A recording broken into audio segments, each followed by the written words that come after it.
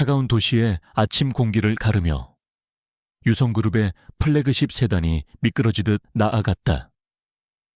뒷좌석에 앉은 강지훈 회장의 시선은 창밖의 분주한 풍경을 꿰뚫고 있었지만 그의 눈에는 아무것도 담겨 있지 않았다. 그의 머릿속은 온통 곧 도착할 인사동 재개발 부지에 대한 보고서 수치들로 가득 차 있었다. 주민들의 반발, 언론의 부정적인 기사들, 그리고 이 모든 것을 조종하는 배후 세력에 대한 의심까지. 그는 이런 종류의 문제에 익숙했다. 감정은 배제하고 가장 효율적인 방법으로 장애물을 제거하는 것. 그것이 지난 10년간 그가 살아온 방식이었다. 하지만 가끔, 아주 가끔씩 그의 철저하게 통제된 내면에 균열이 생기곤 했다. 오늘 아침처럼 안개가 짙게 낀 날이면 10년 전의 그날이 희미한 잔상처럼 떠올랐다. 풋풋했던 청년의 미소, 그리고 그 미소를 한순간에 앗아갔던 잔인한 현실. 그는 미간을 살짝 찌푸리며 고개를 저었다. 과거는 과거일 뿐이다. 지금의 강지훈에게는 오직 유성그룹의 미래만이 존재할 뿐이었다. 옆자리에 조영배 비서가 조심스럽게 입을 열었다. 회장님, 현장에 거의 다 도착했습니다. 예상대로 상황이 좋지는 않습니다. 지훈은 대답 대신 짧게 고개를 끄덕였다. 차가 속도를 줄이자 창밖으로 소란스러운 군중의 모습이 보이기 시작했다. 결사반대, 우리의 터전을 지켜내자 같은 붉은 글씨가 적힌 피켓들이 어지럽게 널려 있었다. 확성기를 통해 터져 나오는 구호 소리가 방음 처리가 된 차량의 유리벽을 뚫고 희미하게 들려왔다. 지훈의 입가에 냉소적인 미소가 스쳤다. 언제나 같은 레퍼토리였다. 감정에 호소하는 약자들의 마지막 발악. 하지만 그는 알고 있었다. 그들의 순수한 분노 뒤에는 언제나 그것을 이용하려는 더 교활한 자들이 숨어 있다는 것을. 마침내 차가 멈춰 서고 경호원들이 일사불란하게 움직여 그의 동선을 확보했다. 차 문이 열리자 억눌려 있던 소음과 분노가 한꺼번에 그를 덮쳤다. 수십 개의 카메라 플래시가 약속이나 한 듯 터졌고 기자들의 질문이 사방에서 쏟아졌다. 그는 아무런 표정 변화 없이 채서 내려섰다. 잘 다려진 최고급 슈트는 그의 몸의 갑옷처럼 딱 들어맞았고 그의 차가운 눈빛은 군중의 분노를 무력하게 만들었다. 그는 그저 자신의 목적지를 향해, 시위대 중앙에 마련된 간이 단상을 향해 나아갈 뿐이었다. 조 비서와 경호원들에게 둘러싸여 인파를 헤치고 나아가던 그의 발걸음이 순간, 아주 찰나의 순간 멈칫했다. 단상 위에서 확성기를 들고 사람들을 독려하고 있는 한 여자의 모습이 그의 시야에 들어왔기 때문이다. 처음에는 그저 시위의 주동자, 처리해야 할 또 하나의 문제 정도로 인식했다.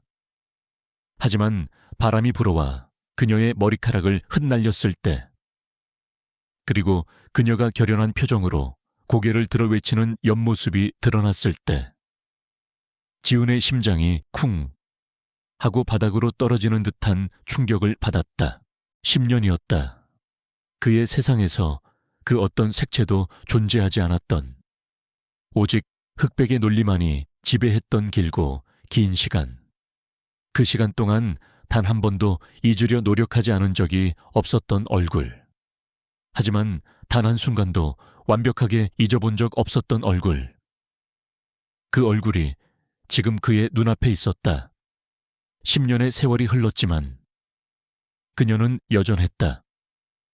더 이상 앳된 소녀는 아니었지만 불의에 맞서는 당당한 눈빛과 굳게 담은 입술은 지훈의 기억 속에 박제된 모습 그대로였다. 서연우, 그의 첫사랑이자 그의 지독한 상처였다. 그 순간 지훈의 머릿속을 지배하던 모든 이성과 계산이 하얗게 증발해 버렸다. 보고서의 수치도, 주가의 등락도, 프로젝트의 향방도 아무런 의미가 없어졌다. 그의 세상은 오직 단상 위의 저 여자, 서연우라는 존재 하나로 축소되었다. 그녀는 아직 그를 발견하지 못한 듯했다. 여전히 목소리를 높여 사람들의 참여를 호소하고 있었다. 그녀의 목소리는 예전처럼 맑았지만 그 안에는 세월이 새겨놓은 단단한 힘이 실려 있었다. 지우는 자기도 모르게 경호원들의 방어선을 뚫고 앞으로 나아가려 했다. 연우는 연설의 마지막 부분을 향해 가고 있었다. 우리의 역사가 담긴 이 거리를 거대 자본의 탐욕에 내어줄 수는 없습니다. 그들이 쌓아 올리려는 것은 단순한 건물이 아닙니다. 그것은 우리의 기억과 삶을 지워버릴 거대한 묘비입니다. 우리는 끝까지 싸워야 합니다. 그녀의 외침에 군중들이 뜨겁게 호응했다. 바로 그 열기의 정점에서 그녀는 군중들 사이를 뚫고 다가오는 한 무리의 이질적인 존재들을 발견했다. 값비싼 정장을 입은 남자들과 그를 호위하는 경호원들, 유성그룹의 사람들이었다. 그리고 그 무리의 중심에 서 있는 한 남자와 눈이 마주쳤다. 익숙하면서도 낯선, 차갑고도 날카로운 실루엣. 처음에는 그저 유성그룹의 고위 임원이려니 생각했다. 하지만 거리가 가까워지고 그의 얼굴 윤곽이 뚜렷해지면서 연우의 심장이 멎는 듯했다. 시간의 흐름이 비현실적으로 느려졌다. 주변의 모든 소음이 멀어지고 오직 두 사람만이 존재하는 것 같은 정적이 흘렀다. 10년 전 가장 행복했던 순간과 가장 비참했던 순간을 함께했던 남자. 아무런 말도 없이 그녀의 세상에서 사라져버렸던 남자. 강지훈이었다. 그녀의 손에서 확성기가 힘없이 미끄러져 내려왔다. 쨍하는 파열음이 스피커를 통해 울려 퍼지며 잠시 소란을 잠재웠다. 사람들의 시선이 일제히 그녀와 지훈에게로 향했다. 연우는 아무 말도 할 수 없었다. 어떻게 그가 여기에? 왜 하필 지금? 수많은 질문이 머릿속을 스쳐 지나갔지만 입 밖으로 나오는 것은 아무것도 없었다. 그녀를 바라보는 그의 눈빛은 읽을 수가 없었다. 예전의 다정함은 온데간데 없고 모든 것을 꿰뚫어 보는 듯한 냉철함과 그 깊은 곳에 숨겨진 미세한 흔들림만이 존재할 뿐이었다. 지훈 역시 마찬가지였다. 그는 그녀를 발견한 순간부터 모든 것을 잊었다. 지금 자신이 어떤 상황에 처해 있는지, 수많은 적대적인 시선과 카메라가 자신을 향하고 있다는 사실조차 망각했다. 그의 발걸음은 멈추지 않았다. 마치 자석에 이끌리는 쇠부티처럼. 그는 연우가 서 있는 단상을 향해 계속해서 나아갔다. 경호원들과 조 비서가 당황하며 그의 앞을 막아 서려 했지만 그의 눈빛에 담긴 어떤 기운에 압도되어 감히 저지하지 못했다. 마침내 그가 단상 바로 앞에 섰다. 불과 몇 미터의 거리. 하지만 그와 그녀 사이에는 10년이라는 거대한 강이 흐르고 있었다. 지우는 입을 열고 싶었다. 그녀의 이름을 부르고 싶었다. 묻고 싶은 것이 산더미 같았다. 어떻게 지냈는지, 왜 이곳에 있는지. 하지만 그의 입술은 떨어지지 않았다. 연우 또한 마찬가지였다. 분노와 원망, 그리고 차마 떨쳐내지 못한 그리움이 뒤섞여 그녀의 목을 올가매는 듯했다.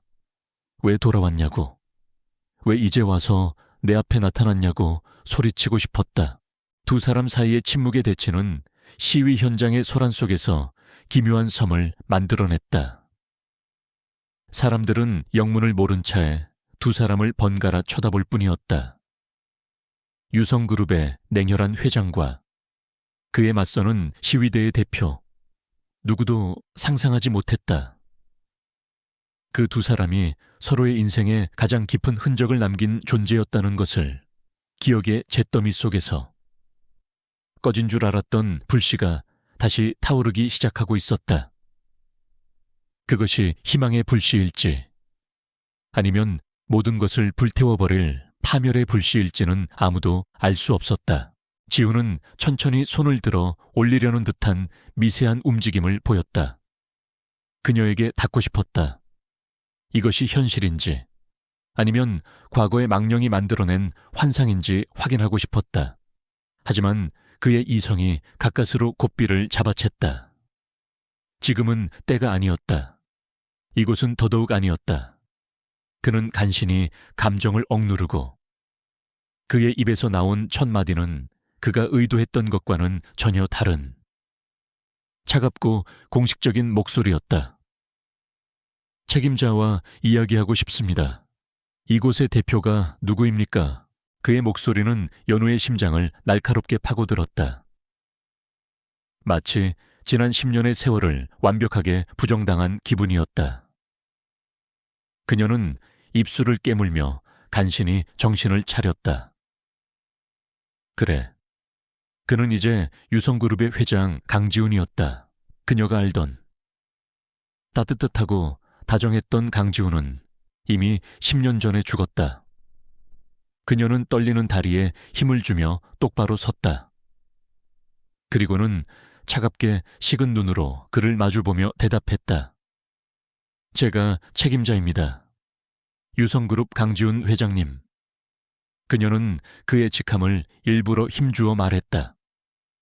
우리 사이에는 이제 그런 관계밖에 남지 않았다는 것을 확인시키려는 듯이 그녀의 입에서 자신의 이름과 직함이 불리는 순간 지훈은 가슴에 보이지 않는 칼이 박히는 듯한 통증을 느꼈다. 그는 더 이상 아무 말도 할 수 없었다. 재개발 프로젝트의 문제점도, 협상의 여지도, 그 어떤 비즈니스적인 용건도 그의 머릿속에서 사라졌다. 오직 10년 만에 마주한 첫사랑. 그러나 이제는 적이 되어버린 그녀의 모습만이 그의 온 세상을 가득 채우고 있었다. 시끄러운 시위 현장 한복판에서 두 사람의 시간은 그렇게 멈춰버렸다. 강지훈 회장의 차가운 제안은 소음으로 가득 찬 시위 현장에 팽팽한 긴장감을 더했다. 그의 목소리에는 10년 전의 옹기는 조금도 남아있지 않았다. 오직 비즈니스적인 효율성과 상대를 제압하려는 의지만이 느껴졌다. 서연우는 그가 내민 보이지 않는 칼날을 온몸으로 받아내며 자신의 심장이 차갑게 식어가는 것을 느꼈다. 그녀는 잠시 숨을 골랐다. 여기서 무너지면 모든 것이 끝장이었다. 그녀 뒤에 서 있는 수많은 주민들의 삶이 그녀의 어깨에 달려 있었다. 그녀는 굳은 표정으로 그를 마주보았다. 좋습니다. 회장님, 주민 대표로서 유성그룹과의 공식적인 대화를 거부할 이유는 없습니다. 그녀의 목소리는 미세하게 떨렸지만 그 내용은 단호했다. 지훈은 그녀의 대답을 듣고도 아무런 표정 변화를 보이지 않았다. 그는 옆에 서 있던 조영배 비서에게 고갯짓을 했다. 조 비서는 즉시 앞으로 나서며 마치 미리 준비된 대본을 읽는 것처럼 말했다. 주민대표단에 연락처를 남겨주시면 내일 중으로 공식 회의 일정을 조율하여 연락드리겠습니다. 그것이 끝이었다. 지훈은 연우에게 더 이상 한마디도 건네지 않았다. 그는 그녀에게 가볍게 목례를 하는 듯 마는 듯 하더니 그대로 몸을 돌렸다. 그가 돌아섰을 때 그의 어깨가 아주 미세하게 경직되었다는 것을 알아챈 사람은 아무도 없었다. 그는 다시 한번 경호원들에게 둘러싸여 자신을 향해 쏟아지는 비난과 질문들을 가르며 왔던 길을 되돌아갔다. 연우는 그의 뒷모습이 인파 속으로 완전히 사라질 때까지 그 자리에 못 박힌 듯 서 있었다. 그가 떠나자마자 주민들이 그녀에게 몰려들었다. 대표님, 정말 대단했어요.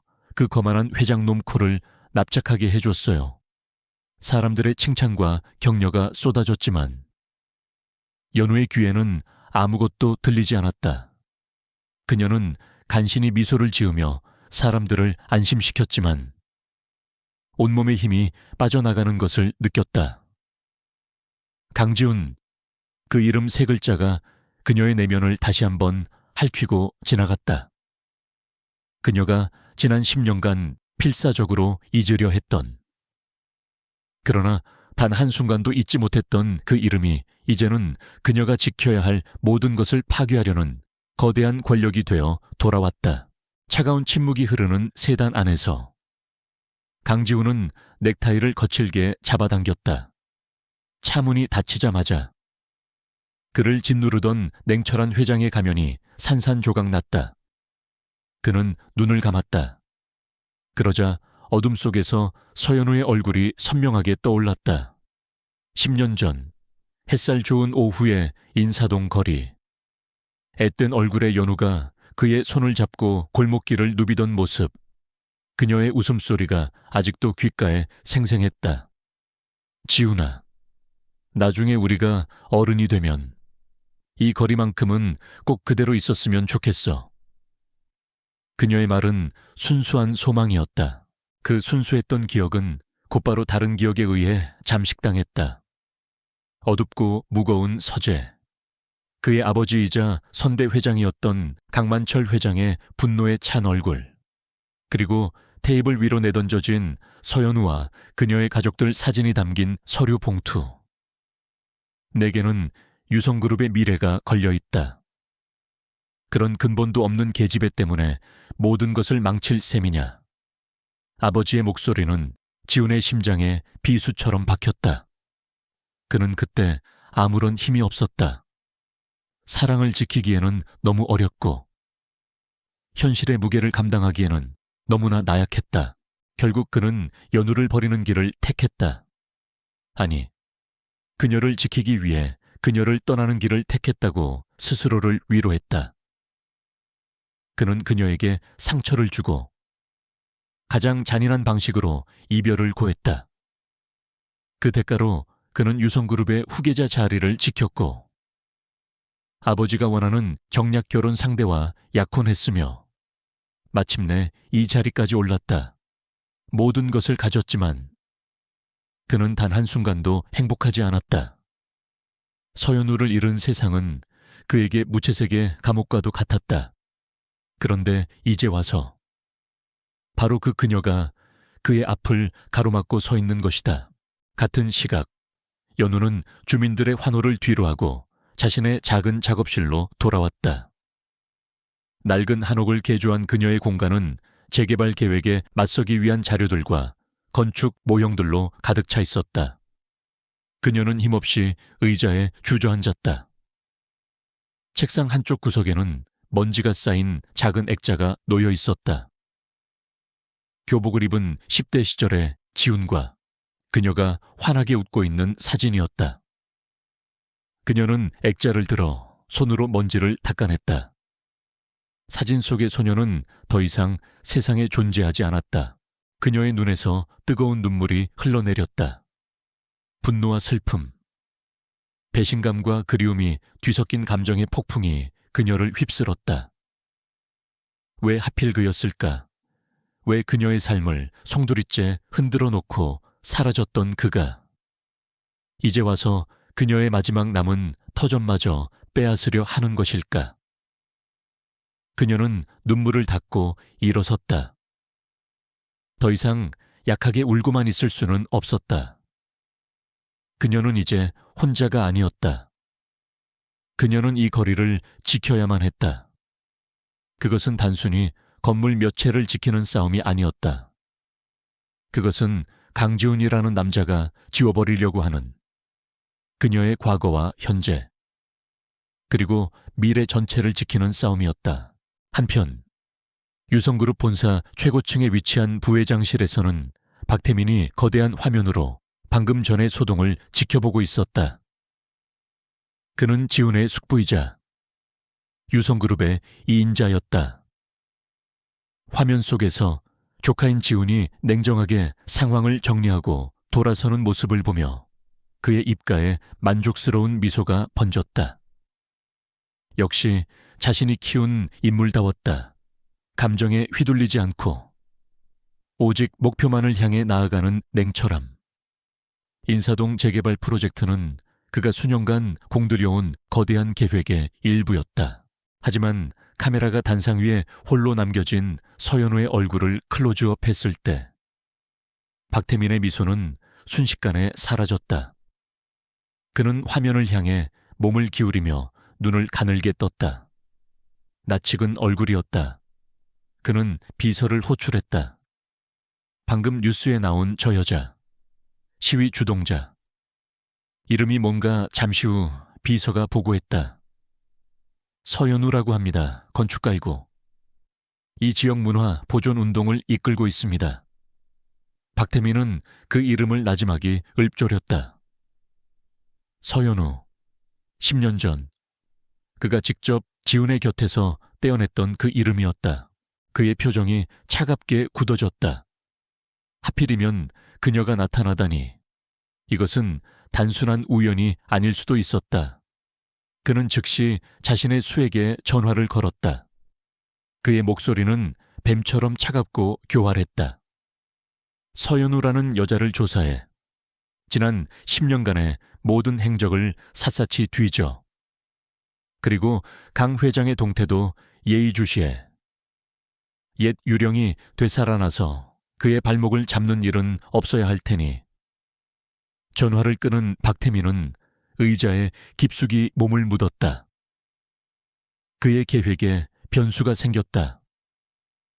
그리고 그는 자신의 계획을 방해하는 변수를 제거하는데 아주 능숙한 사람이었다. 그날 밤 서울의 야경이 한눈에 내려다 보이는 펜트하우스 사무실에서 강지훈은 홀로 서 있었다. 그는 책상 깊숙한 곳에 비밀 서랍을 열었다. 그 안에는 낡은 지갑 하나가 들어있었다. 그는 지갑을 열어 그 안에 고이 간직해온 빛바랜 사진 한 장을 꺼내 들었다. 교복을 입고 환하게 웃고 있는 서연우의 증명사진이었다. 그는 사진 속 그녀의 웃는 얼굴을 한참 동안 말없이 바라보았다. 그녀의 미소는 10년 전 그날에 멈춰 있었다. 그는 사진을 내려다보는 자신의 얼굴이 창문에 비치는 것을 보았다. 감정 없이 차갑게 굳어버린 낯선 남자의 얼굴이었다. 그는 자신이 이룬 모든 것을 돌아보았다. 그가 쌓아 올린 부와 명예, 그리고 권력, 이 모든 것이 서연우 하나를 잃은 대가였다. 그는 이제 그녀와 적으로 마주 서야 한다. 그는 사진을 다시 서랍 속에 넣고 잠갔다. 그리고는 결심한 듯 거대한 통유리창 너머의 도시를 내려다보았다. 그가 지배하는 이 강철과 유리의 세계가 햇살과 웃음으로 가득했던 한 줌의 기억 때문에 흔들리고 있었다. 이제 그는 그 기억과 정면으로 맞서 싸워야만 했다. 강지훈과의 대면 다음 날 아침, 서연우는 차가운 배신감과 함께 잠에서 깨어났다. 밤새 뒤척이며 제대로 잠을 이루지 못했지만 그녀를 기다리는 현실은 뜬 눈으로 지사은 밤보다 훨씬 더 가혹했다. 인터넷을 켜자마자 그녀의 얼굴과 이름이 담긴 악의적인 기사들이 메인 화면을 도배하고 있었다. 인사동 재개발 반대, 그 뒤에 숨은 검은 커넥션, 미모의 건축가 서연우, 알고 보니 경쟁사 S건설의 스파이. 기사의 내용은 교묘하게 사실을 왜곡하고 있었다. 그녀의 순수한 열정은 돈에 팔린 위선으로 둔갑했고 주민들의 생존권 투쟁은 거대 기업 간의 이전 투구로 전락했다. 그녀는 떨리는 손으로 스크롤을 내렸다. 익명의 제보자라는 인물은 그녀가 S건설의 고위 임원과 비밀리에 만나는 사진이라며 흐릿한 사진을 증거로 제시했다. 그것은 몇 달 전 대학 동기 결혼식에서 우연히 만나 인사를 나눈 사진일 뿐이었다. 하지만 대중에게는 그런 진실 따위는 중요하지 않았다. 자극적인 헤드라인과 조작된 증거 앞에서 그녀는 순식간에 자신의 이익을 위해 주민들을 선동하는 파렴치한 기회주의자가 되어 있었다. 이것은 명백한 공격이었다. 보이지 않는 곳에서 날아온 비열하고 악랄한 화살이었다. 그 화살은 정확히 박태민 부회장의 집무실에서 발사된 것이었다. 그는 자신의 지시대로 일사불란하게 움직이는 언론의 반응을 보며 만족스러운 미소를 지었다. 여론을 움직이는 것은 돈과 권력만 있다면 세상에서 가장 쉬운 일이었다. 그는 서연우라는 변수를 초장에 확실히 밟아놓을 생각이었다. 단순한 스캔들만으로는 부족했다. 그는 수에게 다음 지시를 내렸다. 이제 슬슬 현장에도 겁을 좀 줘야지. 사람들이 두려움을 느끼기 시작하면 당열은 쉽게 무너지는 법이야. 박태민의 지시는 그날 오후부터 즉시 행동으로 옮겨졌다. 험상궂은 인상의 사내들이 인사동 골목에 나타나기 시작했다. 그들은 공사를 방해받아 손해를 입은 하청업체 직원이라고 주장하며 가게들 앞에서 행패를 부리고 소리를 질렀다. 밤이 되자 상황은 더욱 심각해졌다. 몇몇 가게의 유리창에 금이 갔고 연우의 작업실 문 앞에는 붉은 페인트로 배신자라는 글씨가 쓰여 있었다. 주민들은 공포에 떨기 시작했다. 어제까지만 해도 연우를 지지하며 함께 싸우자고 외치던 이웃들의 눈에 의심과 불안의 그림자가 드리워졌다. 같은 시각 강지훈은 자신의 사무실에서 이 모든 상황을 보고받고 있었다. 조영배 비서가 내민 태블릿에는 연우를 비방하는 기사들과 험악해진 현장 사진들이 담겨 있었다. 지훈의 표정은 얼음장처럼 차가웠지만 그의 눈빛은 분노로 이글거리고 있었다. 그는 이런 방식을 경멸했다. 정정당당하게 실력으로 승부하는 것이 아니라 비열한 수법으로 약자를 짓밟는 것. 이것은 유성그룹의 방식이 아니었다. 이것은 명백히 박태민의 방식이었다. 숙부의 탐욕이 이제 선을 넘고 있었다. 그는 조 비서를 물끄러미 바라보았다. 조 비서, 자네는 이 프로젝트에 대해 어떻게 생각하나? 조 비서는 잠시 망설이다가 조심스럽게 입을 열었다. 보고서 상으로는 수익성이 매우 높은 그룹의 차세대 성장 동력이 될 프로젝트입니다. 하지만 지훈이 그의 말을 잘랐다. 보고서 말고 자네의 생각을 묻는 거야. 조 비서는 결심한 듯 고개를 들었다. 과정이 석연치 않습니다. 회장님, 특히 토지 매입 과정에서부터 비상식적인 일들이 많았다는 소문이 있었습니다. 그리고 지금 벌어지는 일들은 정상적인 기업 활동이라고 보기 어렵습니다. 지훈은 말없이 고개를 끄덕였다. 그는 이미 알고 있었다. 이 프로젝트의 배후에는 무언가 거대한 검은 그림자가 도사리고 있다는 것을, 그리고 그 중심에 자신의 숙부인 박태민이 있다는 것도. 그는 조 비서에게 단호하게 명령했다. 지금부터 인사동 프로젝트를 원점에서 재조사한다. 공식적인 보고 라인이 아니라 자네가 직접 내게만 보고해. 토지 매입 과정의 모든 서류, 자금 흐름, 그리고 최근 벌어지고 있는 소동의 배후까지, 아주 작은 먼지 하나까지 전부 다 털어내. 조 비서의 눈이 빛났다. 알겠습니다. 회장님, 지훈의 방역은 조용하고 신속하게 시작되었다. 그는 연우가 이 싸움에서 혼자 무너지도록 내버려 둘 수 없었다. 하지만 그가 전면에 나서는 순간 박태민은 더욱 경계할 것이고 진실은 더 깊은 곳으로 숨어버릴 터였다. 그는 그림자 속에서 움직여야만 했다. 그날 밤 연우를 S건설의 스파이로 몰았던 기사에 대한 정면 반박 기사가 영향력 있는 경제지에 실렸다. 사진 속 남자가 S건설과 무관한 평범한 회사원이라는 사실과 그날 결혼식에 참석했던 여러 동기들의 증언이 함께 실렸다. 기사는 마치 누군가가 정성 들여 모은 자료를 그대로 옮겨놓은 것처럼 논리정연했다. 연우는 아침에 그 기사를 보고 혼란에 빠졌다. 누가 자신을 도와준 것일까? 그녀는 그런 영향력 있는 언론사에 인맥이 없었다. 그것뿐만이 아니었다. 그날 밤부터 인사동 골목에는 사설 경비업체의 순찰 차량이 돌기 시작했다. 그들은 익명의 후원자가 지역 문화 보존을 위해 지원했다는 말만 남기고 24시간 철통같이 골목의 안전을 지켰다. 덕분에 험상궂은 사내들은 더 이상 나타나지 않았고 주민들은 겨우 한숨을 돌릴 수 있었다. 연우는 이 모든 것이 너무나 비현실적으로 느껴졌다.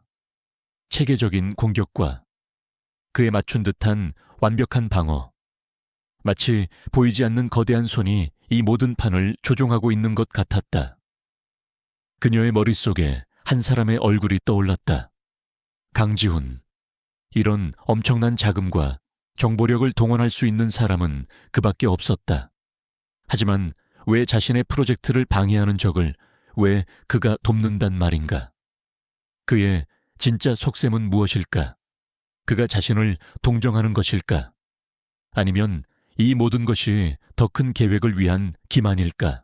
그녀의 마음은 복잡하게 얽혀 들어갔다. 그에 대한 원망과 분노는 여전했지만 자신도 모르는 사이에 마음 한구석에서 작은 희망의 싹이 트는 것을 막을 수는 없었다.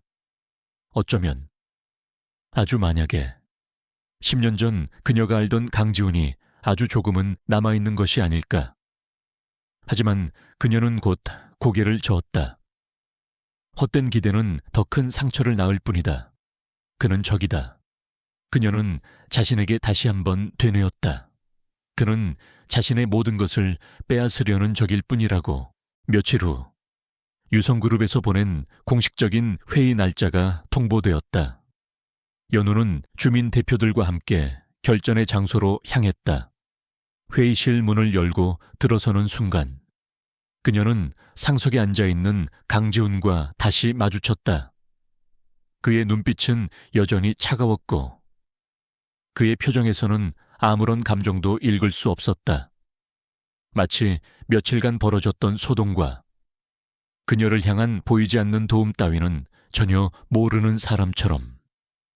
그는 그저 유성그룹의 회장으로서 자신에게 맞서는 반대 세력의 대표를 대할 뿐이었다. 그들의 두 번째 싸움이 이제 막 시작되려 하고 있었다. 유성그룹 본사 하십층에 위치한 회의실의 공기는 얼음처럼 차가웠다. 거대한 테이블을 사이에 두고 한쪽에는 강지훈을 필두로 한 유성그룹의 임원들이, 다른 한쪽에는 서연우와 주민 대표들이 앉아 있었다.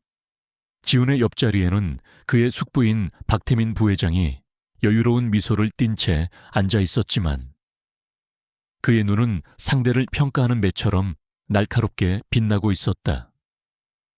그는 처음부터 이 회의가 아무런 성과 없이 끝날 것이라고 확신했다. 이것은 협상이 아니라 상대의 길을 꺾기 위한 통보의 자리일 뿐이었다. 연우는 떨지 않으려 애쓰며 준비해온 자료들을 펼쳐 보였다. 그녀는 인사동이 가진 역사적 가치와 문화적 중요성에 대해 열정적으로 설명했다. 단순한 낡은 건물이 아니라 수많은 사람들의 삶과 기억이 켜켜이 쌓인 살아있는 박물관이라는 점을 강조했다. 그녀의 논리정연하고 진심 어린 발표에 주민 대표들은 고개를 끄덕였지만 유성그룹 임원들의 표정에는 아무런 변화가 없었다. 그들에게 연우의 주장은 그저 숫자로 환산되지 않는 감상적인 이야기일 뿐이었다. 박태민은 팔짱을 낀 채 연우의 발표가 끝나기를 기다렸다가 경멸이 섞인 목소리로 입을 열었다. 서연우 대표님의 열정은 잘 알겠습니다. 하지만 시대는 변하는 법입니다. 낡은 과거에만 집착하다가는 모두가 도태될 뿐입니다. 저희의 재개발 프로젝트는 낙후된 지역에 새로운 활력을 불어넣고 수천 개의 일자리를 창출할 미래를 위한 투자입니다.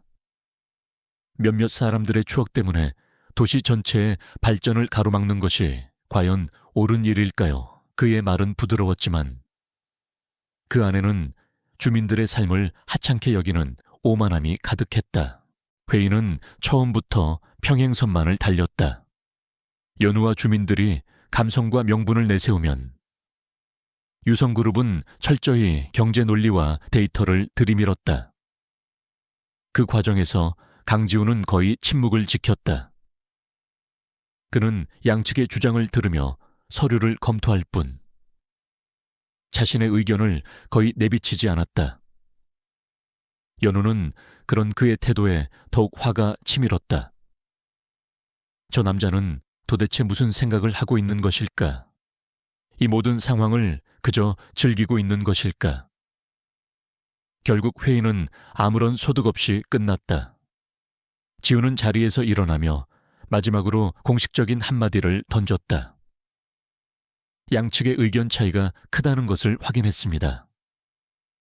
내부적으로 다시 검토한 후 추후 입장을 전달해 드리겠습니다. 회의실을 나온 연우와 주민들은 허탈감에 빠졌다. 그들은 거대한 벽과 마주한 기분이었다. 하지만 연우는 포기하지 않았다. 그녀는 주민들을 독려하며 다시 한번 마음을 다잡았다.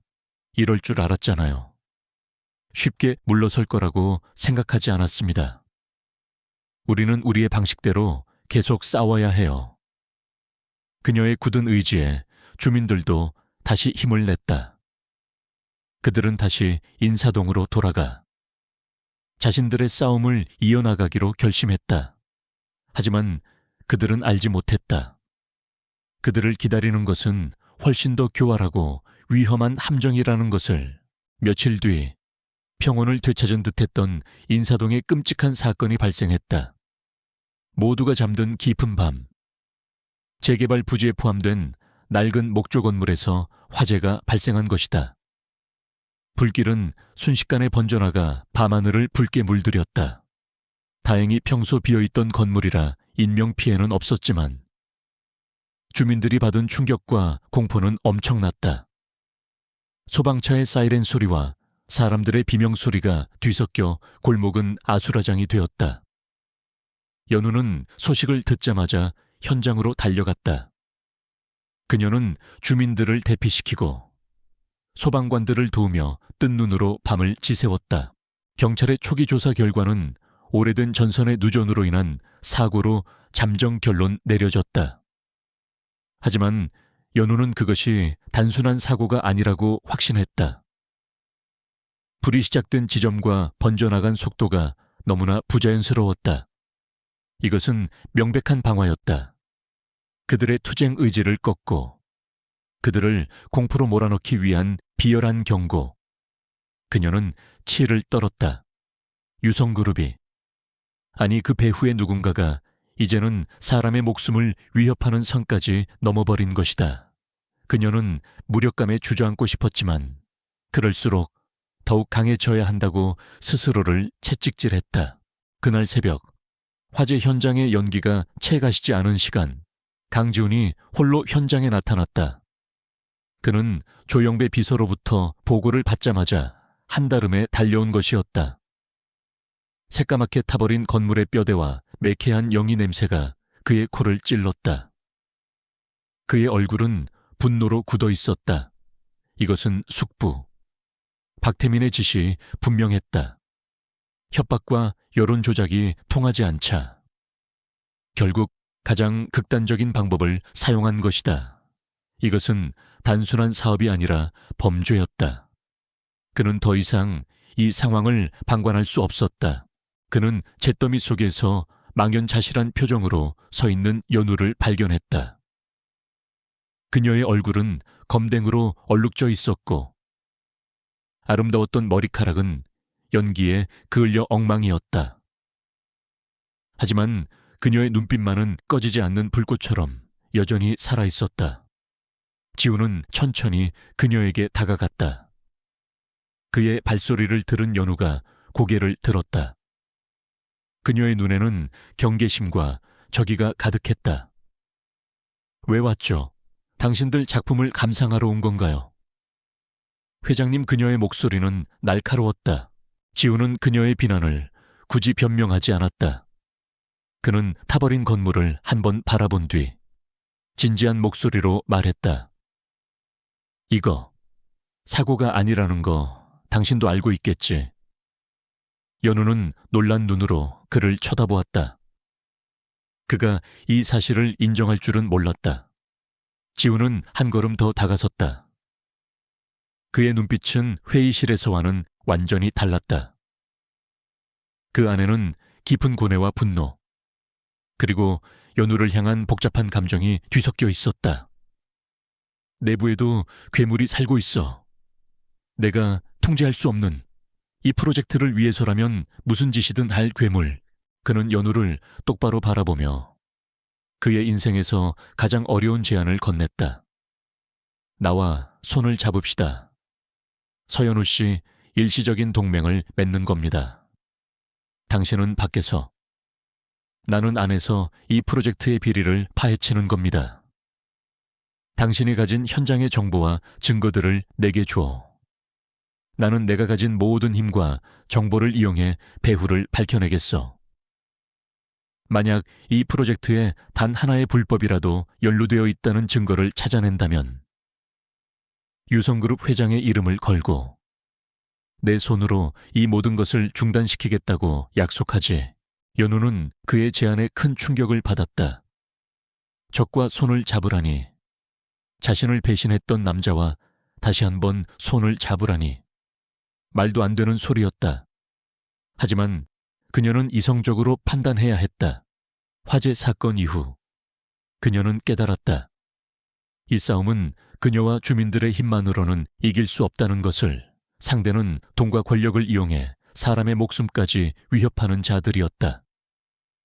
강지훈의 제안은 위험한 도박이었지만 동시에 유일한 기회일지도 몰랐다. 그녀는 그의 눈을 깊숙이 들여다보았다. 그의 눈은 진심을 말하고 있었다. 그녀는 길고 긴 침묵 끝에 입을 열었다. 그녀의 목소리는 차분했지만 그 안에는 강철 같은 의지가 담겨 있었다. 좋아요. 당신의 제안을 받아들이죠. 하지만 분명히 해둘 것이 있어요. 이건 우리 둘 사이의 문제가 아니에요. 이건 내 집과 이웃들을 지키기 위한 싸움일 뿐입니다. 나는 당신을 협력자로 대하겠지만 결코 당신을 신뢰하지는 않을 겁니다. 강지훈 회장님. 그녀는 다시 한번 그의 직함을 불렀다. 그것은 그와 그녀 사이에 넘을 수 없는 선이 있다는 것을 상기시키는 마지막 경고였다. 지우는 씁쓸한 표정을 감추며 고개를 끄덕였다. 그걸로 충분해. 잿더미 위에서. 두 사람의 위태롭고도 절박한 동맹이 그렇게 시작되었다. 그들의 첫 번째 비밀 회동은 인사동의 낡은 찻집, 가장 깊숙한 방에서 이루어졌다. 강지훈은 약속 시간보다 먼저 도착해 씁쓸한 찻잔의 향을 맡으며 상념에 잠겨 있었다. 10년 전, 그는 바로 이 찻집에서 연우와 함께 미래를 꿈꾸곤 했다. 그러나 지금 그는 유성그룹의 회장으로서 그녀를 위험한 음모의 중심으로 끌어들인 장본인이 되어 다시 이곳에 앉아 있었다. 얼마 지나지 않아 주위를 살피며 들어오는 연우의 모습이 보였다. 그녀의 표정에는 여전히 경계심이 가득했다. 두 사람 사이에는 어색한 침묵이 흘렀다. 연우는 자신이 가져온 서류 뭉치를 테이블 위에 올려놓으며 먼저 입을 열었다. 어르신들을 설득해서 받은 초기에 토지를 매각했던 분들의 계약서 사본이에요. 이상한 점이 한두 가지가 아니에요. 계약 주체가 유성그룹이 아니라 들어본 적도 없는 페이퍼 컴퍼니들이고 시세보다 훨씬 낮은 가격에 거의 방황제적으로 계약이 이루어졌어요. 그녀의 목소리는 낮고 진지했다. 그녀는 더 이상 감정에 흔들리는 모습을 보이지 않았다. 오직 진실을 밝히겠다는 의지만이 그녀를 지탱하고 있었다. 지우는 그녀가 가져온 서류를 꼼꼼하게 검토했다. 그의 날카로운 눈은 계약서의 작은 글씨 하나, 법적 허점 하나도 놓치지 않았다. 그녀가 수집해온 주민들의 증언과 현장 정보들은 그가 사무실에서 보고받던 반듯한 보고서에서는 결코 찾아볼 수 없는 살아있는 증거들이었다. 그는 연호의 정보와 조영배 비서가 내부적으로 빼돌린 자료들을 결합하기 시작했다. 마치 거대한 퍼즐 조각을 맞추는 것과 같았다. 조각이 하나씩 맞춰질수록 그 뒤에 숨겨진 음모의 그림은 점점 더 거대하고 흉측한 모습을 드러냈다. 밤늦은 시간, 유성그룹 본사 건물의 불이 모두 꺼졌을 때 지훈의 집무실만은 환하게 빛나고 있었다. 그와 조 비서는 보안 시스템을 뚫고 내부 서버에 접근해 박태민이 관리하던 프로젝트의 자금 흐름을 역추적하고 있었다. 연우가 알려준 페이퍼 컴퍼니들의 이름은 빙산의 일각에 불과했다. 수십 개의 유령 회사가 거미줄처럼 얽혀 있었고 그 회사들을 통해 공사비를 부풀려 막대한 돈이 해외 조세피난처의 계좌로 흘러 들어가고 있었다. 그것은 상상을 초월하는 규모의 비자금이었다. 마침내 조 비서가 암호화된 마지막 파일을 해독해내는 데 성공했다. 화면에 나타난 것은 박태민이 수년간 조성해 온 비자금의 상세한 장부였다. 돈이 흘러 들어간 곳은 명확했다. 정계와 재계의 유력 인사들, 언론사 간부들, 심지어 검찰 고위직의 이름까지 적혀 있었다. 박태민은 이 돈으로 자신만의 왕국을 건설하고 있었던 것이다. 인사동 재개발 프로젝트는 단순히 돈을 빼돌리기 위한 수단이 아니라 그 왕국을 완성하기 위한 마지막 발판이었다. 그리고 그 최종 목표는 아마도 조카인 자신을 몰아내고 유성그룹 전체를 삼키는 것이리라. 지훈은 차가운 분노에 온몸을 떨었다. 이것은 단순한 비리를 넘어선 반역 행위였다. 아버지가 평생을 바쳐 이룩한 회사를 좀먹고 있는 암적인 존재. 그는 자신의 숙부가 이토록 탐욕스럽고 잔인한 인간이라는 사실을 믿고 싶지 않았지만 증거는 명백했다. 그는 이제 망설일 수 없었다. 이 거대한 거미줄을 끊어내기 위해서는 거미의 심장을 직접 꿰뚫는 수밖에 없었다. 하지만 그들이 진실에 가까워질수록 그들을 향한 위협 또한 그림자처럼 다가오고 있었다. 박태민은 지훈의 움직임이 심상치 않다는 것을 진작에 눈치채고 있었다. 그가 심어놓은 첩자들을 통해 지훈이 프로젝트의 회계 자료에 비정상적으로 접근하고 있으며 심지어 서연우와 비밀리에 만나고 있다는 보고를 받았다. 박태민의 눈이 뱀처럼 번뜩였다. 어리석은 놈. 결국 그 계집애 때문에 발목이 잡히는구나. 그는 더 이상 기다릴 수 없었다. 싹은 더 자라기 전에 잘라버려야 했다. 그는 수에게 짧고 단호한 명령을 내렸다. 둘 다 처리해. 이번에는 사고처럼 보일 필요 없어. 그냥 깨끗하게 지워버려. 그날 밤 지훈은 연우와 또 다른 비밀 회동을 마친 후 그녀를 바래다 주고 있었다.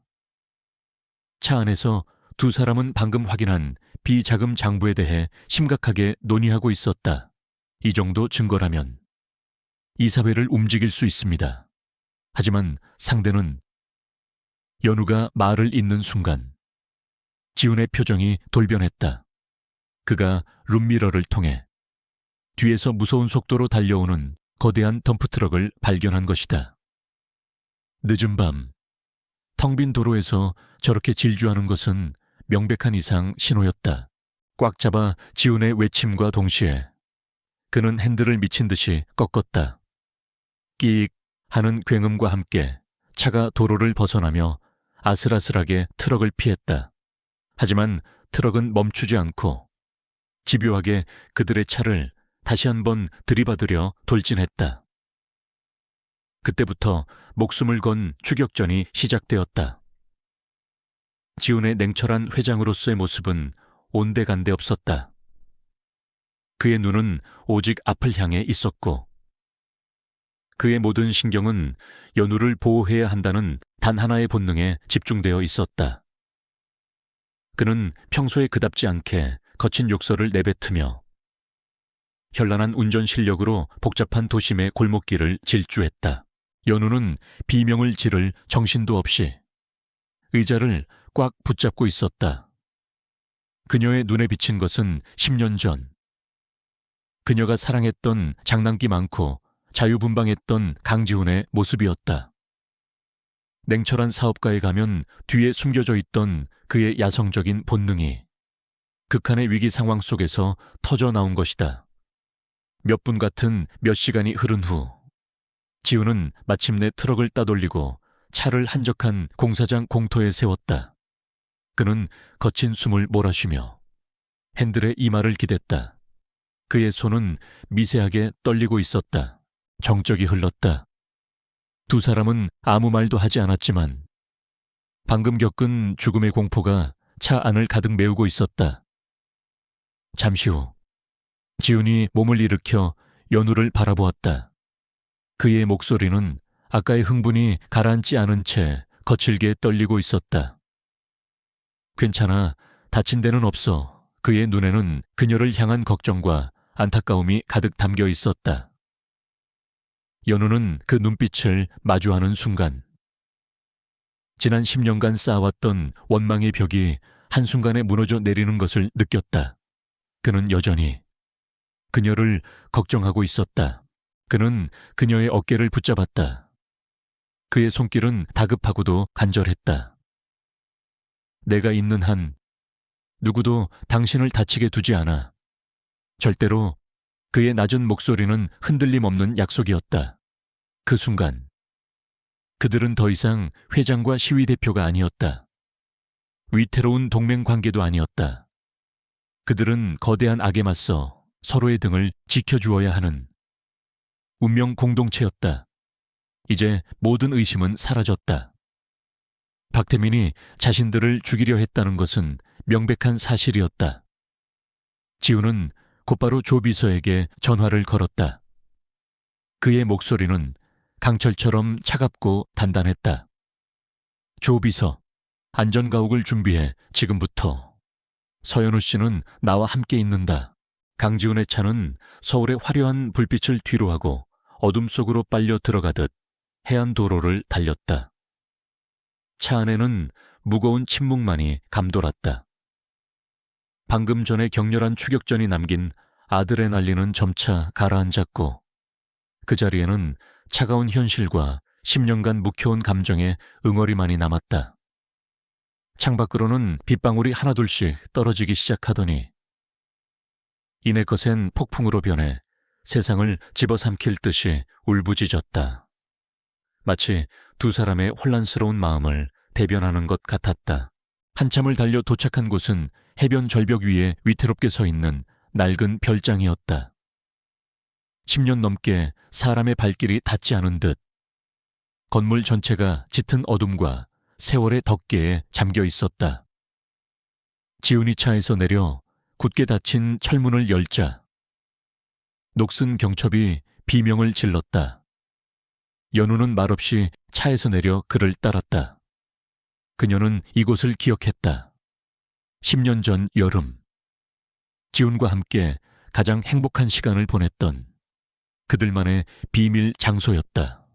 이곳이 그가 말한 안전가옥이라니 너무나 아이러니했다. 별장 안은 예상대로 싸늘하고 텅 비어 있었다. 가구들 위에는 하얀 천이 덮여 있었고 공기 중에는 먼지와 바다의 짠내 그리고 희미한 추억의 냄새가 뒤섞여 있었다. 지훈이 익숙하게 차단기를 올리자 희미한 전등이 몇 개 켜지며 과거의 공간의 모습을 드러냈다. 연우는 거실 한쪽에 놓인 그랜드 피아노로 다가갔다. 그녀가 조심스럽게 건반 덮개를 열고 손가락을 올리자 먼지 쌓인 건반이 조율되지 않은 슬픈 소리를 냈다. 그녀와 지훈이 함께 웃으며 연주하던 멜로디는 더 이상 존재하지 않았다. 지훈은 벽난로에 마른 장작을 넣고 불을 피웠다. 타닥타닥 타오르는 불꽃이 두 사람의 지친 얼굴 위로 그림자를 드리웠다. 그는 위스키 병과 잔을 찾아내 연우에게 한 잔을 건넸다. 연우는 말없이 잔을 받아들었다. 두 사람은 한참 동안 아무 말 없이 창밖을 때리는 것엔 비와 성난 파도 소리를 들으며 타오르는 불꽃만을 바라보았다. 그들이 애써 외면하고 있던 질문들이 더 이상 피할 수 없는 무게가 되어 그들 사이를 짓눌렀다. 마침내 연우가 침묵을 깼다. 그녀의 목소리는 빗소리에 묻힐 듯 작았지만 그 안에는 더 이상 참을 수 없는 절박함이 담겨 있었다. 왜? 말해줘. 지훈아, 10년 전에. 왜 아무 말도 없이 떠났던 거야? 내가 그렇게 싫었어? 아니면 내가 당신에게 그 정도밖에 안 되는 사람이었던 거야? 그녀의 눈에는 눈물이 가득 고여 있었다. 지난 10년간 그녀의 가슴을 멍들게 했던 질문, 그 질문을 마침내 그의 면전에서 던진 것이다.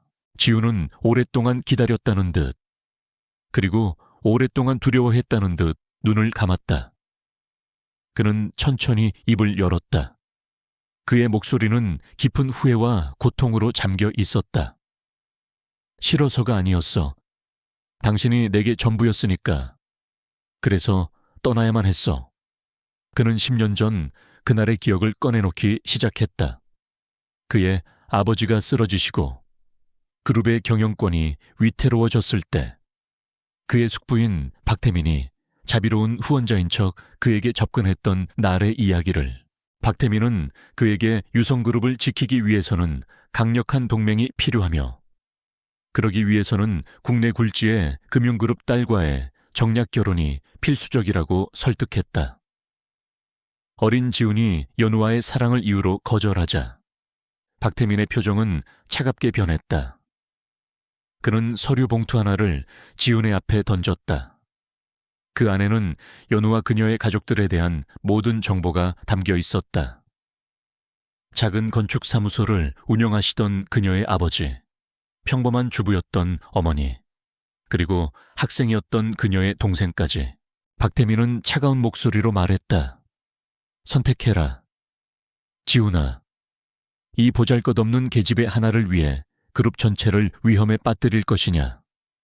아니면 깨끗하게 정리하고 네 자리를 지킬 것이냐? 만약 네가 어리석은 선택을 한다면 나는 이 아이의 아버지를 세무조사 하나로 길바닥에 나앉게 할 수 있다. 있지도 않은 횡령 혐의를 씌워 감옥에 보내는 것도 일도 아니지. 네가 사랑하는 여자가 자기 때문에 온 가족이 파멸하는 것을 지켜보게 만들고 싶으냐? 지훈의 목소리는 격렬하게 떨리고 있었다. 나는 아무 힘이 없었어. 겨우 20살이었던 내가. 괴물 같은 그 사람 앞에서 할 수 있는 건 아무것도 없었어. 나는 당신과 당신의 가족을 지키기 위해 당신을 버리는 길을 택해야만 했어. 당신에게 상처를 주고 증오를 사서라도 당신이 내게서 등을 돌리게 만들어야만 했어. 그래야만 당신이 안전할 수 있을 거라고 믿었으니까. 내가 더 강해져서 언젠가 유성그룹을 내 손에 넣게 되면 모든 것을 되돌리고 당신에게 돌아갈 수 있을 거라고 생각했어. 하지만 그건 어리석은 착각이었어. 나는 당신을 잃었고 나 자신도 잃어버렸어. 그의 고백이 끝났을 때 별장 안은 두 사람의 흐느낌과 빗소리만이 가득했다. 연우는 온몸으로 울고 있었다.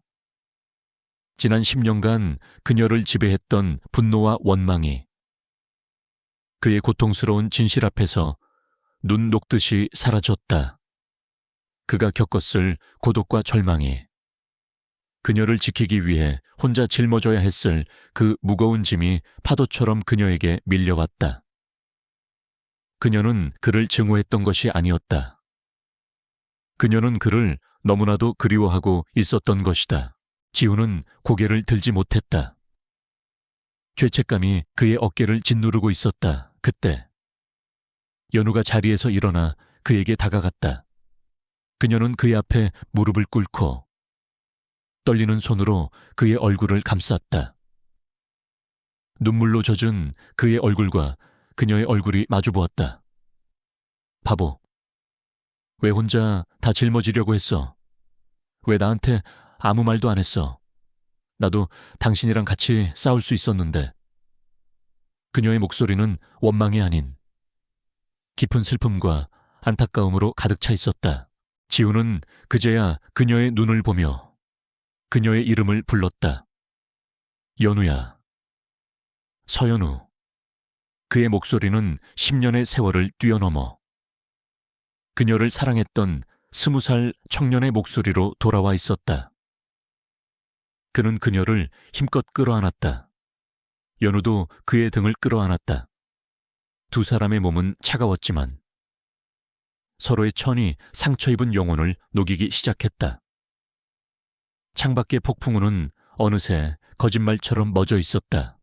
먹구름이 걷히고 젖은 세상 위로 희미한 달빛이 내리기 시작했다. 길고 길었던 오해의 밤이 끝나고 있었다. 잿더미 속에서 그들의 사랑은 그렇게 다시 태어나고 있었다. 폭풍우가 지나간 바닷가의 아침은 거짓말처럼 고요하고 평화로웠다. 별장거실의 커다란 테이블 위에는 각종 서류와 노트북, 그리고 인사동 지역의 지도가 어지럽게 펼쳐져 있었다. 강지훈과 서연우는 지난밤에 격렬했던 감정의 폭풍을 뒤로하고 이제 하나의 팀이 되어 거대한 적과 맞설 준비를 하고 있었다. 더 이상 그들 사이에 어색한 긴장감은 없었다. 대신 서로를 향한 굳건한 신뢰와 함께 싸워야 할 공동의 목표가 그 자리를 채우고 있었다. 연우의 온화하지만 날카로운 분석과 지훈의 냉철하고 과감한 전략이 결합되면서 그들의 방역 계획은 점차 구체적인 형태를 갖추어 나갔다. 지난 10년간 지훈을 짓눌러 왔던 죄책감의 족쇄는 이제 풀려났다. 연우의 용서와 지지는 그에게 잃어버렸던 자신감을 되찾아 주었고 잠들어 있던 승부사의 본능을 깨웠다. 그는 더 이상 수동적으로 방어만 하지 않았다. 이제는 그가 사냥을 시작할 차례였다. 그의 목표는 단순히 박태민의 프로젝트를 중단시키는 것이 아니었다. 유성그룹의 뿌리 깊은 곳까지 파고들어 독버섯처럼 자라난 그의 세력을 완전히 뿌리 뽑는 것. 그것이 지훈의 최종 목표였다. 그날 오후 조영배 비서가 보안 장비를 갖추고 비밀리에 별장으로 합류했다. 세 사람은 본격적인 작전 회의에 들어갔다. 지훈은 테이블 위에 펼쳐진 유성그룹의 지배 구조도를 가리키며 말했다. 박태민 부회장의 힘은 이사회와 주주들 사이에 심어놓은 자기 사람들에게서 나와 그들의 연결고리를 끊어야 해. 그는 이사회의 주요 인물들을 하나씩 짚어나갔다. 박태민에게 매수된 인물, 그의 약점에 발목 잡힌 인물, 그리고 아직 중립을 지키고 있는 인물까지. 지훈은 이들 중 후자와 중립 세력을 자신의 편으로 끌어들일 계획을 세웠다. 지훈의 첫 번째 목표는 한상진 이사였다. 그는 선대 회장이었던 지훈의 아버지를 끝까지 따랐던 우직한 인물로 박태민의 독단적인 경영 방식에 오래전부터 불만을 품고 있었다. 지훈은 조 비서를 통해 한 이사와의 비밀스러운 만남을 주선했다. 약속 장소인 한적한 사찰에서 지훈은 그에게 모든 것을 털어놓지 않았다. 대신 박태민이 프로젝트 자금을 유용했다는 명백한 증거 몇 가지만을 제시했다. 이것은 시작에 불과합니다. 이사님, 저는 아버지가 피땀으로 일군 회사가 썩어 들어가는 것을 더 이상 지켜볼 수 없습니다. 저를 도와주십시오. 한 이사는 오랫동안 침묵하다가 결심한 듯 고개를 끄덕였다. 지훈이 내부의 아군을 포섭하는 동안 연우는 밖에서 결정적인 증거를 찾는 데 집중했다. 그녀는 주민들과의 대화 속에서 프로젝트 초기에 갑자기 해고당한 양심적인 건축가가 있었다는 사실을 기억해냈다. 박태민이 터무니없는 공사비 증액을 요구하자 이를 거부했다가 쫓겨났다는 소문이었다. 연우는 수소문 끝에 지금은 작은 지방 도시에서 은둔하며 살고 있는 그 건축가 이정수 씨를 찾아냈다. 그는 처음에는 유성그룹의 보복이 두려워 증언을 거부했다. 하지만 연우는 포기하지 않았다. 그녀는 자신의 싸움이 단순히 건물을 지키는 것이 아니라 짓밟힌 정의와 양심을 바로 세우는 싸움이라고 진심으로 설득했다. 선생님의 용기가 수많은 사람들의 삶을 구할 수 있어요. 저희가 반드시 지켜드리겠습니다.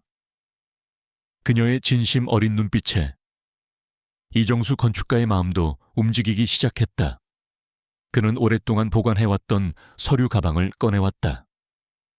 그 안에는 박태민의 부당한 지시가 담긴 메모와 부풀려지기 전에 정직한 초기 설계도 및 예산안이 고스란히 담겨 있었다. 이것이야말로 박태민의 목을 겨눌 가장 날카로운 비수였다. 이제 모든 준비는 끝났다. 지훈은 자신의 방역 카드를 꺼내 들었다. 그는 회장 직권으로 최근의 불미스러운 사건들로 인한 기업 이미지 실추와 주주들의 우려를 해소한다는 명목해 현재 진행 중인 모든 대규모 프로젝트에 대한 긴급 특별 감사를 지시했다. 그 첫 번째 대상은 당연히 인사동 재개발 프로젝트였다. 이 소식이 전해지자 박태민의 진영은 발칵 뒤집혔다. 감사팀이 들이닥치기 전에 비자금의 흔적을 지워야만 했다. 박태민은 예상대로 허둥대기 시작했다. 그는 비자금을 숨겨둔 해외 계좌들로 자금을 급히 옮기기 위해 분주하게 움직였다. 하지만 그는 알지 못했다. 그 모든 것이 지훈이 파놓은 함정이라는 것을. 지훈은 이미 국제자금 세탁 방지기구와 협력하여 박태민이 이용할 만한 모든 계좌를 동결시킬 준비를 마친 상태였다. 박태민은 스스로 자신의 돈 세탁 경로를 실시간으로 지훈에게 보고하고 있는 셈이었다. 그의 탐욕과 오만함이 스스로의 목을 조르고 있었다. 내부의 지지 세력 확보, 외부의 결정적 증인 확보, 그리고 적을 올가맬 금융 함정까지. 모든 준비는 완벽했다. 지훈은 별장 창가에 서서 이제는 평온해진 바다를 바라보았다. 그의 옆에는 연우가 조용히 서서 그의 어깨에 기댔다. 지훈은 그녀의 손을 따뜻하게 잡아주었다. 길고 길었던 어둠의 시간이 끝나가고 있었다. 그는 조영배 비서에게 마지막 지시를 내렸다. 그의 목소리는 차분했지만 그 안에는 강철 같은 결단력이 서려 있었다. 조 비서, 지금 즉시 긴급 이사회를 소집해 안건은 박태민 부회장 해임 및 비리 혐의에 대한 특별조사위원회 구성으로 잠시 후 유성그룹 모든 이사진에 이메일함으로 전쟁의 시작을 알리는 한 통의 소집 통보서가 날아들었다. 긴급 이사회 소집 통보가 전달된 후 유성그룹 전체가 거대한 폭풍전야에 휩싸였다. 결전의 날을 하루 앞둔 바닷가 안전가옥의 공기는 팽팽한 긴장감과 조용한 결의로 가득 차 있었다. 강지훈과 서현우 그리고 조영배 비서는 마지막까지 증거 자료를 검토하고 내일 있을 이사회에서의 발표 전략을 점검하며 밤을 새우고 있었다. 테이블 위에는 박태민의 모든 비리를 입증할 서류들이 산처럼 쌓여 있었다. 승리는 거의 손안에 잡힐 듯했다. 그들은 마침내 이 길고 어두운 터널의 끝에 거의 다다랐다고 믿었다. 늦은 밤, 잠시 휴식을 취하는 동안 연우는 창가에 서서 밤바다를 바라보고 있는 지훈에게 다가갔다. 그녀는 그의 등 뒤에서 조용히 그를 안았다. 지우는 놀라지 않고 그녀의 손 위로 자신의 손을 겹쳤다. 이 모든 게 끝나면 우리 어떻게 될까? 연우의 목소리는 작은 속삭임 같았다. 지우는 몸을 돌려 그녀를 마주 보았다. 그는 부드럽게 그녀의 머리카락을 쓸어 넘기며 말했다. 10년 전에 멈췄던 곳에서 다시 시작해야지. 평범한 연인들처럼. 인사동 골목에서 떡볶이도 사 먹고 손잡고 영화도 보러 가고 당신이 하고 싶은 거 전부 다 같이 할 거야. 그의 약속에 연우는 희미하게 미소 지었다. 하지만 그들이 꿈꾸는 평화로운 미래의 그림자 뒤에서 궁지에 몰린 짐승이 마지막 발악을 준비하고 있었다. 박태민은 자신의 펜트하우스에서 미친 사람처럼 날뛰고 있었다. 긴급 이사회 소집 통보서, 자신에게 등을 돌린 이사들의 명단, 그리고 자금 세탁을 시도하자마자 귀신같이 동결되어 버린 해외 계좌들, 모든 것이 끝났다는 것을 직감했다. 평생을 바쳐 쌓아 올린 탐욕의 성이 하룻밤 사이에 무너져 내릴 위기에 처한 것이다. 그의 이성은 분노와 절망에 잠식당했다. 그의 눈에 광기가 번뜩였다. 이대로 죽을 수는 없었다. 그를 이 지경으로 몰아넣은 강지훈에게 모든 것을 되돌려줘야만 했다. 그는 조카의 가장 치명적인 약점을 떠올렸다. 10년 전에도. 그리고 지금도 변하지 않은 단 하나의 약점. 서연우. 박태민은 비릿한 미소를 지으며 자신의 충견에게 전화를 걸었다. 바닷가 별장, 그 계집애를 데려와. 무슨 수를 써서라도 살려서 데려와야 해. 아주 중요한 협상 카드가 될 테니. 그의 목소리에는 일말의 망설임도 없었다. 그는 선을 넘은 지 오래였다. 그 시각, 안전가옥에서는 예상치 못한 변수가 발생했다. 지훈의 암호화된 특수 휴대폰으로 한상진 이색에서 긴급 메시지가 도착했다. 중립을 지키던 이사 몇몇이 박 부회장의 회유에 흔들리고 있네. 내일 투표 전에 자네가 직접 만나서 설득해야만 해. 그들의 마음을 돌릴 마지막 기회일세. 지훈은 깊은 고민에 빠졌다.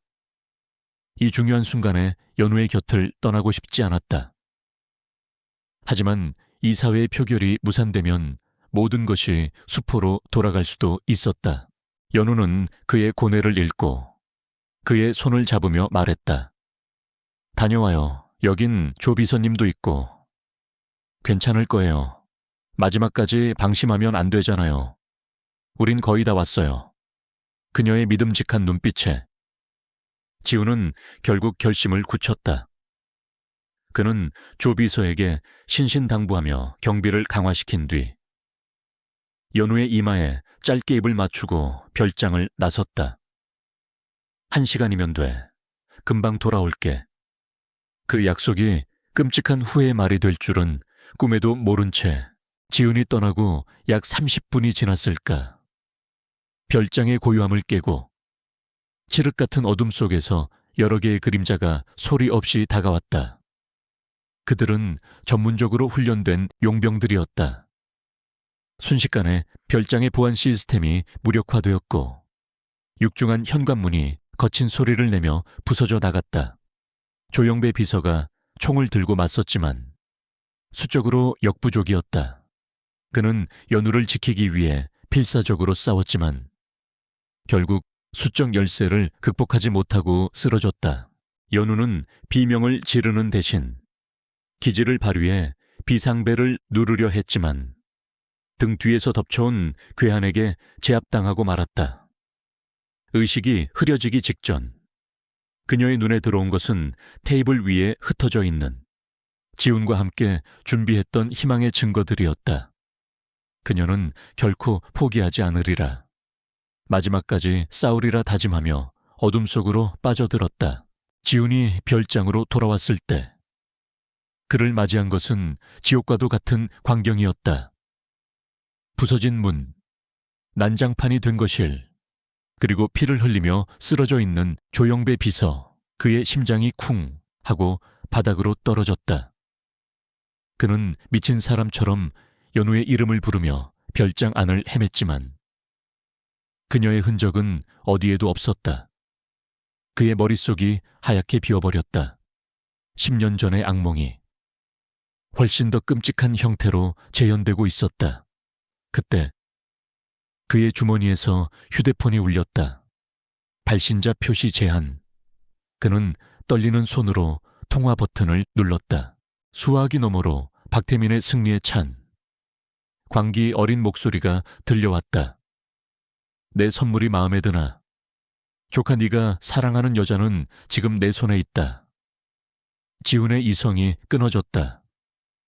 당장 연우 씨 돌려보내. 당신이 원하는 게 뭐야? 박태민은 미친 듯이 웃었다.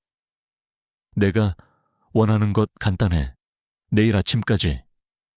긴급 이사회를 취소하고 회장직에서 사임해라. 그리고 네가 가진 모든 유성그룹 지분을 내게 양도한다고 발표해. 경찰에 알리거나 딴 생각을 품는 순간 내 여자는 토막난 시체로 돌아가게 될 거다. 잠시 후 지훈의 휴대폰으로 사진 한 장이 전송되었다. 어두운 창고 안. 의자에 묶인 채 입에 재갈이 물린 연우의 모습이었다. 지훈의 손에서 휴대폰이 떨어졌다. 그는 주저앉아 머리를 감쌌다. 절망과 분노가 그의 온몸을 집어삼켰다. 모든 것이 눈앞에 있었다. 정의를 실현하고 아버지의 유산을 지키고 연우와의 미래를 되찾을 수 있는 기회가. 하지만 그 모든 것의 대가가 연우의 목숨이라면 그는 다시 한번 10년 전과 똑같은 선택의 기로에 섰다. 하지만 이번에는 모든 것을 잃을 수도 있는 훨씬 더 잔인한 선택지였다. 그는 테이블 위에 놓인 박태민의 비리 증거 자료들과 바닥에 떨어진 휴대폰 속 연우의 사진을 번갈아 보았다. 그의 눈에 핏발이 서기 시작했다. 그의 안에서 무언가 아주 위험한 것이 깨어나고 있었다. 강지훈은 바닥에 주저앉은 채 단 몇 분 만에 천국과 지옥을 오갔다. 그의 눈에 비친 것은 절망이 아니었다. 그것은 모든 것을 태워버릴 듯한 차가운 분노의 불꽃이었다. 10년 전 그는 사랑하는 사람을 지키기 위해 무력하게 물러서야만 했다. 하지만 지금은 아니었다. 그는 더 이상 힘없는 20살 청년이 아니었다. 그는 대한민국을 움직이는 거대 그룹의 회장이었고 이제 자신의 모든 것을 걸고 이 지긋지긋한 악연을 끝내기로 결심했다. 항복도, 타협도 없었다. 오직 세 번째 길, 적을 파멸시키고 연인을 되찾는 길만이 존재할 뿐이었다. 그는 정신을 잃었다가 겨우 깨어난 조영배 비서를 부축해 일으켰다. 괜찮나? 조 비서는 입가에 피를 닦으며 고개를 끄덕였다. 죄송합니다. 회장님, 제가 막지 못했습니다. 지훈은 그의 어깨를 강하게 붙잡았다. 자네 탓이 아니야. 지금부터 내가 하는 말을 잘 들어. 이것은 전쟁이다. 지훈의 눈빛은 한치의 흔들림도 없었다. 그는 즉시 자신의 직속사설 경호팀에게 비상소집 명령을 내렸다. 그들은 유성그룹의 공식 경호 인력이 아닌 오직 지훈 개인의 명령에만 움직이는 최정예 요원들이었다. 가장 시급한 것은 연우가 감금된 장소를 찾아내는 것이었다. 박태민이 보낸 사진의 배경은 어둡고 낡은 창고였지만 그 단서만으로는 부족했다. 바로 그때 부상당한 조 비서가 힘겹게 입을 열었다. 연우 씨가 끌려가면서 발뒤꿈치로 바닥에 무언가를 새기는 것을 봤습니다. 정신이 없어 제대로 보진 못했지만 지훈은 즉시 별장의 보안 카메라 영상을 돌려보았다. 영상 속에서 연우는 괴한들에게 끌려나가면서도 필사적으로 바닥에 구두굽으로 무언가를 긁고 있었다. 희미한 자국을 확대하자 몇 개의 숫자와 알파벳 조합이 나타났다. 그것은 인천항의 낡은 부두구역 중 하나를 나타내는 화물 코드였다. 지훈의 입가에 씁쓸한 미소가 떠올랐다. 그녀는 위기 속에서도 결코 포기하지 않고 그에게 단서를 남긴 것이다. 그는 즉시 경호팀장에게 좌표를 전송하며 침투 계획을 지시했다. 그의 계획은 두 갈래로 진행되었다. 자신과 최정의 팀이 직접 연우를 구출하는 동안 조 비서는 후방에서 박태민의 숨통을 끊어놓을 결정적인 한 방을 준비하는 것이었다. 지훈은 박태민의 모든 비리 증거가 담긴 하드디스크를 조 비서에게 건넸다. 내일 아침 9시가 이사회 소집 시간이야. 8시 55분까지 내게서 아무런 연락이 없으면. 아니, 연락이 있더라도 무조건 이 파일을 이사회 전체와 모든 언론사, 그리고 검찰에 전송해 그를 재기불능구로 만들어버려. 작전은 신속하게 개시되었다. 지훈과 경호팀은 어둠을 틈타 소리 없이 인천항으로 향했다. 그들은 칠흑 같은 바다 위에서 작은 보트로 목표물인 폐창고에 접근했다. 창고 주변을 지키던 박태민의 수하들은 자신들의 존재가 발각되었다는 사실조차 깨닫지 못한 채 어둠 속으로 사라졌다. 지훈의 심장은 얼음처럼 차가웠지만 동시에 용광로처럼 뜨겁게 타오르고 있었다. 그의 머릿속에는 오직 연우를 구해야 한다는 생각뿐이었다. 마침내 지훈이 창고에 녹슨 철문을 박차고 들어섰을 때 그의 눈에 들어온 것은 의자에 묶여있는 연우와 그녀의 머리에 총구를 겨누고 있는 박태민의 모습이었다. 박태민은 지훈을 보고도 놀라지 않았다. 오히려 모든 것을 예상했다는 듯이 비열하게 웃었다. 올 줄 알았다. 내 똑똑한 조카. 하지만 너무 늦었어. 네가 이 문을 여는 순간 넌 모든 것을 잃게 되는 거다. 그의 광기 어린 눈은 승리를 확신하고 있었다. 지훈은 천천히 두 손을 들어 보이며 그에게 다가갔다. 원하는 대로 해드리겠습니다. 숙부님 회사도 제 지분도 전부 드릴 테니 제발 연우 씨를 풀어주세요. 그의 목소리는 간절했지만 그의 눈은 한순간도 박태민의 눈을 피하지 않았다. 박태민은 지훈의 굴복에 만족하며 의기양양하게 떠들기 시작했다. 그는 자신이 어떻게 10년 전부터 지훈의 아버지를 속여왔는지, 어떻게 회사의 돈을 빼돌려 자신만의 제국을 건설했는지, 그리고 어떻게 지훈의 모든 것을 빼앗으려 했는지 자랑처럼 늘어놓았다. 그의 독백이 절정에 달했을 때 지훈이 나지막이 말했다. 충분히 들었습니다. 숙부님, 그 자백 아주 잘 들었습니다. 박태민이 의아한 표정을 짓는 순간 지훈은 자신의 셔츠 단추를 뜯어냈다. 그 안에는 초소형 카메라와 마이크가 번쩍이고 있었다. 숙부님의 이 열정적인 연설은 지금 이 시간 유성그룹 이사회 전체에 생중계되고 있습니다. 아마 검찰에서도 아주 흥미롭게 지켜보고 있겠군요. 박태민의 얼굴이 경악과 분노로 일그러졌다. 자신이 완벽하게 속았다는 것을 깨달은 것이다. 이 개자식 이성을 잃은 그는 연우를 향해 총을 쏘려 했다. 하지만 지훈의 움직임이 더 빨랐다. 그는 몸을 날려 박태민을 덮쳤고 두 사람의 격렬한 몸싸움이 시작되었다. 총성이 창고 안을 울렸지만 총알은 천장을 향해 빗나갔다. 지훈은 오직 연우를 지켜야 한다는 일념으로 필사적으로 박태민에게 맞섰다. 그의 경호팀원들이 순식간에 나머지 잔당들을 제압했고 창고 안에는 두 사람의 거친 숨소리만이 남았다. 결국 지훈이 박태민을 제압하고 그의 손에서 총을 빼앗았다. 모든 것을 잃은 박태민은 짐승처럼 울부짖으며 바닥에 쓰러졌다. 바로 그 순간 창고의 모든 문이 동시에 열리며 수십 개의 경찰, 특공대 전술용 조명이 쏟아져 들어왔다. 움직이지 마 손들어 사방에서 울려 퍼지는 외침과 함께 모든 상황은 끝이 났다. 조영배 비서가 보낸 파일과 지훈이 생중계한 박태민의 자백이 완벽한 증거가 된 것이다.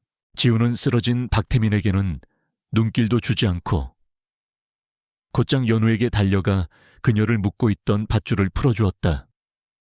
괜찮아. 연우야 괜찮아. 그는 그녀를 품에 안고 떨리는 목소리로 물었다. 연우는 그의 품에 안겨 고개를 끄덕이며 참았던 눈물을 터뜨렸다. 경찰에게 수갑이 채워져 끌려가던 박태민은 그 모습을 보며 마지막까지 증오에 찬 눈빛으로 그들을 노려보았다. 하지만 그의 시대는 이제 끝났다. 지훈은 연우를 더욱 세게 끌어안았다. 길고 길었던 싸움이 마침내 끝나는 순간이었다. 박태민이 수갑을 찬 채 어둠 속으로 사라진 후 길고 길었던 밤이 끝나고 마침내 동이특이 시작했다. 유성그룹 회장의 납치 자작극으로 시작된 줄 알았던 사건은 대한민국을 뒤흔든 거대한 부패 스캔들의 서막을 연 엄청난 사건으로 비화되었다. 언론은 밤새 속보를 쏟아냈고 유성그룹의 주가는 폭락했으며 박태민의 비자금 장부에 이름이 오른 정재계 인사들은 모두 공포에 떨었다. 그 폭풍의 중심에서 강지훈과 서연우는 검찰청에서 밤샘 조사를 받고 있었다. 조사를 마치고 나온 두 사람을 기다린 것은 수백 개의 카메라 플래시와 기자들의 아우성이었다. 지훈은 더 이상 연우를 자신의 뒤에 숨기지 않았다. 그는 그녀의 어깨를 단단히 감싸 안고 세상의 모든 시선으로부터 그녀를 지키겠다는 듯 당당하게 기자들 앞을 지났다. 그의 눈빛에는 더 이상 과거의 그늘이나 냉소적인 방어 기제가 없었다. 오직 사랑하는 여자를 지키는 한 남자로서의, 그리고 거대 기업의 모든 책임을 짊어진 리더로서의 확고한 의지만이 존재했다. 같은 날 아침, 예정대로 유성그룹의 긴급 이사회가 열렸다. 하지만 회의장의 분위기는 며칠 전과는 완전히 달랐다. 박태민 부회장의 자리는 텅 비어 있었고 그를 따르던 이사들은 모두 고개를 숙인 채 지훈의 눈치를 살피고 있었다. 지훈은 의장석에 앉아 흔들림 없는 목소리로 입을 열었다. 그는 박태민의 비리에 대해 사과하는 것으로 말을 시작했지만 곧 유성그룹이 나아갈 새로운 비전을 제시하며 좌중을 압도했다. 유성그룹은 오늘 과거의 어두운 유산과 완전히 결별할 것입니다. 그는 투명 경영, 윤리 경영, 그리고 사회적 책임을 다하는 기업으로 거듭날 것을 선언했다. 그리고 그 첫 번째 조치로 인사동 재개발 프로젝트의 완전하고 영구적인 백지화를 공식적으로 발표했다. 그의 결단력 있는 리더십에 이사회는 만장일치로 그에 대한 재신임을 결의하며 절대적인 지지를 보냈다. 유성그룹의 길고 길었던 내전은 그렇게 끝이 나고 새로운 시대가 시작되고 있었다. 그 후 몇 주간 세상은 빠르게 변해갔다. 박태민과 그의 하수인들은 모두 법의 심판을 받았다. 수십 년간 이어져 온 그들의 부패 네트워크는 뿌리째 뽑혔고 대한민국 사회는 큰 홍역을 치렀다. 충직했던 조영배 비서는 건강을 회복한 뒤 그룹의 핵심인 기획조정실장으로 승진하여 지훈의 가장 든든한 오른팔이 되었다. 인사동 주민들은 마침내 자신들의 터전을 지켜냈다는 사실에 기쁨의 축제를 열었고 서연우를 그들의 영웅으로 칭송했다. 그리고 한 달 후 강지훈은 대한민국 전체가 주목하는 기자회견을 열었다. 그는 유성그룹을 대표하여 과거의 잘못을 다시 한번 사죄하며 고개를 숙였다. 그리고 모두의 예상을 뒤엎는 발표를 했다. 유성그룹이 인사동 재개발 프로젝트를 완전히 포기하는 것을 넘어 이제는 그곳을 지키고 가꾸는 데 앞장서겠다는 것이었다. 그는 사재를 출연하여 인사동 문화유산 보존재단을 설립하고 그 재단을 통해 인사동의 역사적 가치를 보존하고 지역 상인들과의 상생을 도모하는 새로운 프로젝트를 시작하겠다고 밝혔다. 기자들의 질문이 쏟아지는 가운데 그는 프로젝트의 총괄 책임자를 소개했다. 이 위대한 프로젝트를 이끌어갈 사람은 누구보다 인사동을 사랑하고 그 가치를 잘 아는 사람이어야만 합니다. 건축가 서현우 씨를 재단의 이사장으로 임명합니다. 모든 카메라가 단상 아래 앉아있던 연우에게로 향했다. 그녀는 놀란 눈으로 지훈을 바라보았지만 이내 환한 미소와 함께 자리에서 일어나 깊이 고개를 숙였다. 그것은 그들이 함께 이뤄낸 승리에 대한 가장 아름다운 대관식이었다. 몇 달의 시간이 흐른 눈부시게 화창한 봄날의 오후, 인사동 거리는 더 이상 투쟁과 분노의 장소가 아니었다. 낡은 건물들에는 복원을 위한 가설재가 세워지고 장인들의 망치 소리가 경쾌하게 울려 퍼지는 희망의 공간으로 변해가고 있었다. 거리에는 활기가 넘쳤고 사람들의 얼굴에는 웃음꽃이 피어 있었다. 그 거리 한복판을 이제는 너무나도 평범한 연인이 된 강지훈과 서현우가 손을 잡고 걷고 있었다. 지훈은 약속대로 길거리 좌판에서 갓 구운 따뜻한 호떡을 사서 연우의 손에 쥐어주었다. 연우는 아이처럼 행복하게 웃으며 호떡을 베어 물었다. 맛있다. 10년 전이랑 똑같네. 지훈은 그런 그녀를 사랑스럽다는 듯이 바라보았다. 앞으로 10년, 20년, 평생 같이 먹어줄게. 그의 다정한 말에 연우의 마음이 따뜻해졌다. 그들은 이제 더 이상 서로의 상처를 들여다보지 않았다. 대신 함께 만들어갈 빛나는 미래를 바라보고 있었다. 두 사람은 인사동 문화유산 보존재단이라는 현판이 걸린 연우의 새 사무실 앞에 멈춰 섰다. 지는 해가 거리 위로 황금빛 햇살을 쏟아내고 있었다. 지훈은 연우의 어깨를 감싸 안고 그 평화로운 풍경을 바라보았다. 모든 것이 제자리를 찾았다. 길고 긴 어둠의 시간을 지나 그들은 마침내 함께 이 아침을 맞이했다. 지훈이 부드럽게 연우의 턱을 들어 올렸고 두 사람은 세상에서 가장 아름다운 그들의 거리 위에서 새로운 시작을 약속하는 달콤한 입맞춤을 나누었다.